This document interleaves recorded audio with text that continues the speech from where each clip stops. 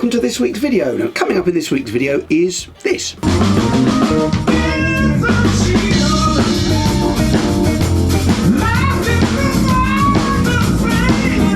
I've watched that a few times. Every time I watch it, it makes the hairs on the back of my neck stand up and makes me smile. So I thought I'd put that in as a little teaser, but that clip is not going to be on until the end of the video. So if you want to see the rest of it, you'll have to watch all the way through, or fast forward, I suppose.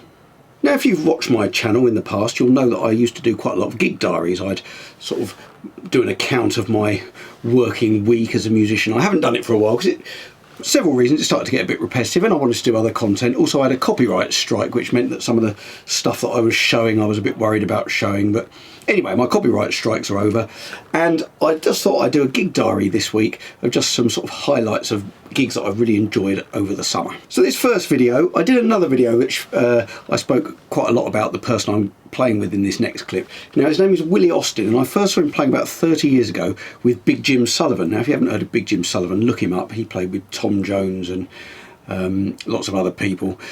And I saw them playing in a pub about 30 years ago. Big Jim kind of retired in the area where I live, and he did pub gigs with Willie Austin. They were called Big Jim and Little Willie.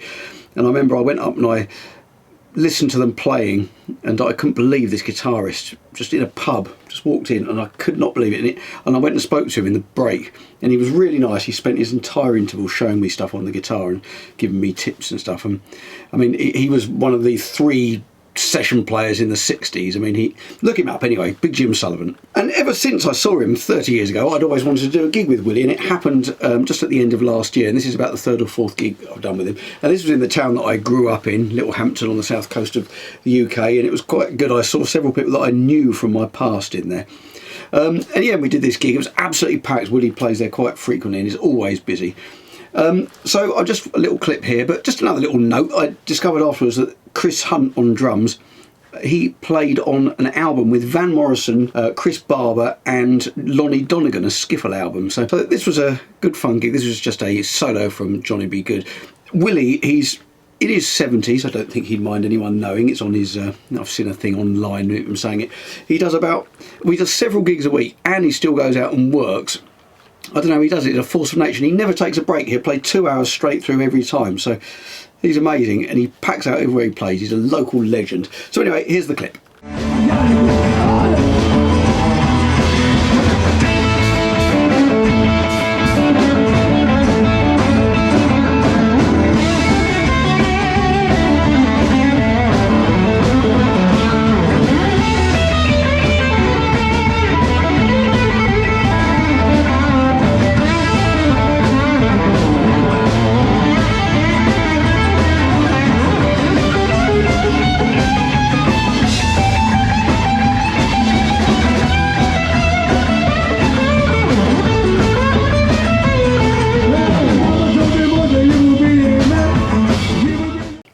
This next clip, I'm really showing this to show you how you have to diversify really to make a living out of music. And on this clip I'm playing bass. Now on drums is Lee, who you'll see in another clip later, and you've seen me playing with him in other bands in the past on these videos if you've watched my videos. And he phoned me up, and it was just after I got my Eddie Van Halen guitar, and he phoned me up and he knew I didn't have a gig one Saturday night. It was most unusual. It's been a weird year, been a bit quiet. I didn't have a gig in either June or July one Saturday night, which never happens. He phoned me up about 6 o'clock one Saturday night. Are you still free? I said, yeah, I am. He said, oh, great, I've been let down. Can you come and do a gig with me? And I was like, yes, fantastic, because it's a kind of rock band mainly. And I thought, I can take my new Eddie Van Halen guitar. He said, it's on bass. I said, well, I don't play the bass. He said, well, you did the set a couple of weeks ago on guitar. You'll be all right. You've got a bass, haven't you? I said, well, I haven't got an amp. So anyway, I took a little monitor and a bass, and actually I took my yellow bass, which you may have seen in my videos, and my bass 6, which I did a whole video on. Let me get it. And in the end, I did the whole gig on this, which was quite interesting, and I really enjoyed it. Loads of people coming up, what's that instrument you're playing? But anyway, this is the second gig I've done on bass with this band, so check this out. This is just a bit of, what's it called, by Maroon 5.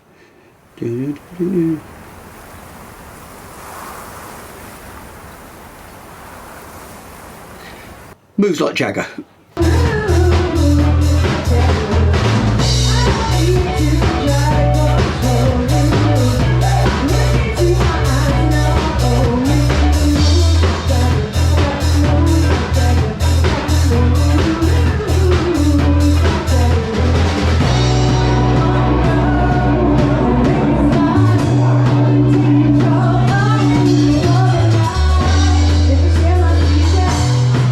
Now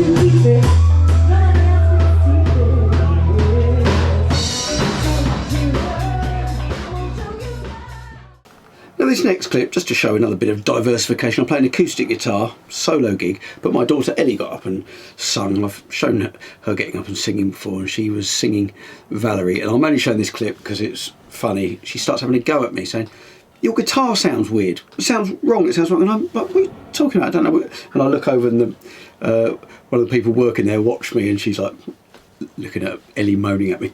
Anyway, in Ellie's defence, it sounded weird to her because I was playing it in completely the wrong key. I put a capo on, which is Valerie by Amy Winehouse, which is normally in E flat, so I normally capo on the first fret and play in D. For some reason I put the capo on the third fret, don't know what I was thinking, so it was in F, much higher than she's used to, and she was, well, this is weird. And my other daughter, Bonnie, she was going, "I knew that was wrong right from the start." Now Bonnie, I think, might have perfect pitch. I'm still trying to work that one out, but if I ever have to do some piano recording, I normally transpose it to an easier key if it's in a complicated one. Sometimes I forget to change it back. She notices straight away when she goes to practice. Very good, I don't notice. Anyway, here's just a little clip of me being told off by my daughter.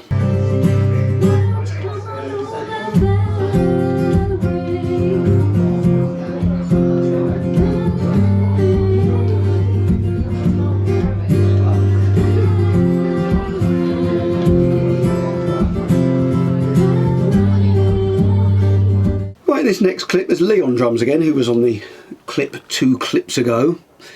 And this is a trio gig I did, and it was a last minute one came in, and the guys that normally play with me in the trio weren't available.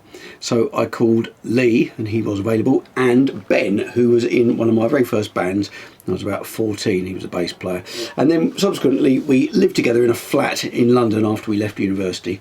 He's always off touring around the world, so I don't get to play with him that often. His main gig is Seth Lakeman, but he's played with Martin Simpson, Billy Bragg and lots of other people. Much in demand. He's mainly double bass actually on the folk circuit, but as you can hear from this clip, he's also an excellent bass guitarist. And here's a photo of us 30 years ago. It looks like it's about 50 years ago, but that's because we did it in sepia. But I just want to show this clip because it was nice to play with Ben, and also I quite like the guitar tone on this. It's through my Milkman amp. It's getting that kind of glassy, clean sound with my Strat. There's not much else of that in this video because I've started playing my Eddie Van Halen guitar and the 335 and stuff, but here's a bit of Strat, which is what I always used to do. So here we go.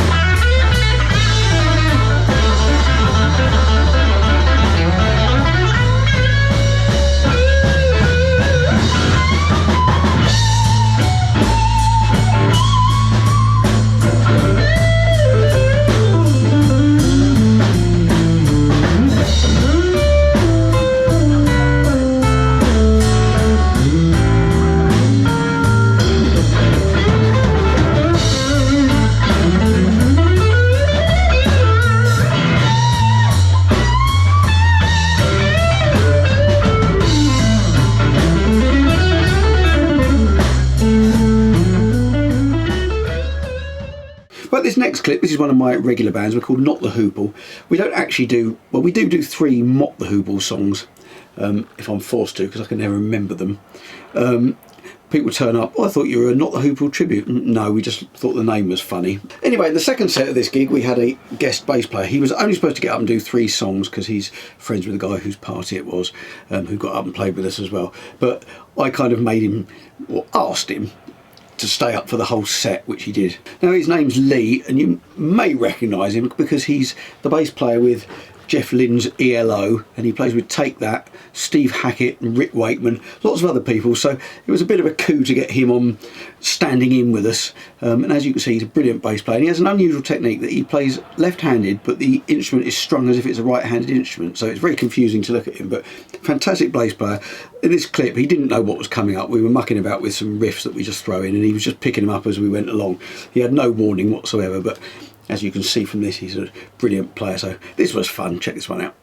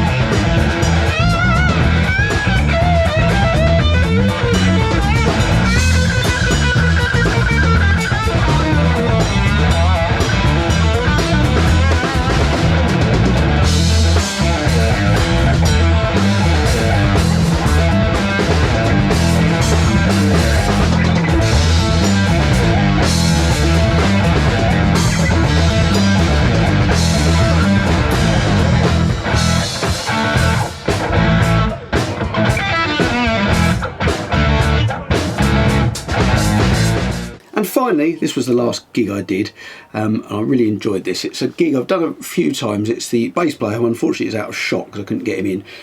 It's in a festival in this kind of complex where he lives, and we've done it a few times. We've done it 3 times before. It's normally once a year, but it's stopped for COVID, and I don't think I could do it last year. Anyway, so it's back to it this year, and this year Noel McCallagh was singing and Rietta Austin.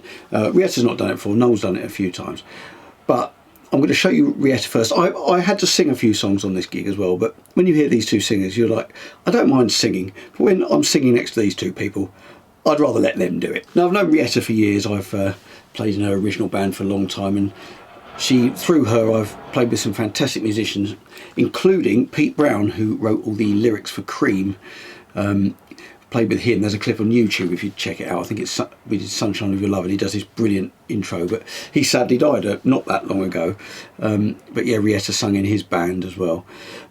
So yeah, through Rietta I've managed to do lots of really good things, but she was on this gig, so check this out. She has got quite an amazing voice, I think you'll agree.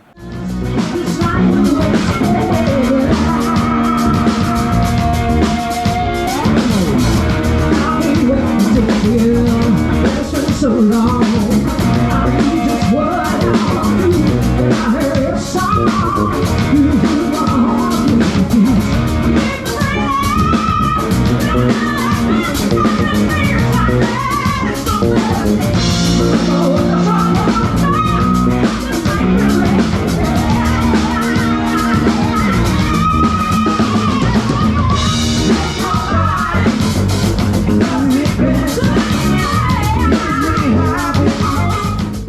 Now, I'm going to leave you this last clip. This was one I teased you with at the beginning. This is Noel McCallagh. He does a show called The Wonder of Stevie, where they do I haven't seen it, but I've heard it's absolutely brilliant. They do a show. It's not really a Stevie Wonder tribute. They do Stevie Wonder songs, and as you can hear when he starts singing them, and he sounds incredible. He's not trying to sound like Stevie Wonder. He sounds like himself, but it's amazing, and fantastic band. They tour all around the UK, so if you want to see them, check that out. But this was the first song that Noel sung. I think we'd done 2 songs before. Rietta sung one, then I sung one, and then Noel did this. And I just thought, after we did this, where on earth can we go from here? Isn't She Lovely by Stevie Wonder?